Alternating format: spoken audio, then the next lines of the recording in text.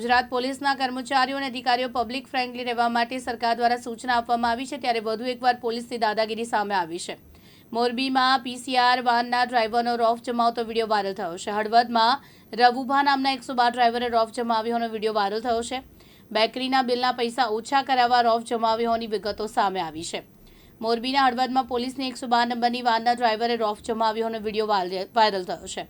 રવુભા નામના વાનના ડ્રાઈવરે બેદરકારી અને બેકરીના દુકાનમાં બિલના પૈસા ઓછા કરવા માટે દાદાગીરી કરી હતી। તેમણે બેકરીના વેપારીને એવું કહીને ધમકાવ્યો કે પૈસા ઓછા નહીં કરે તો પોલીસ હેરાન કરશે।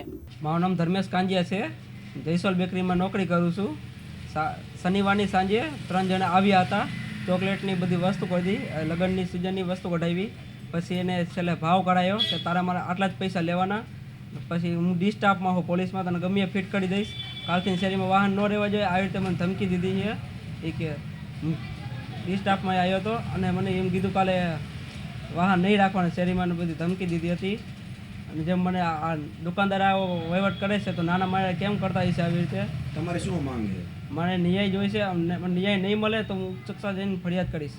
શું લઈને આવ્યા હતા? એ જનરક્ષની ગાડી લઈને આવ્યા હતા। 3 જણા ઉતર્યા હતા। 112 નંબરની ગાડી હતી।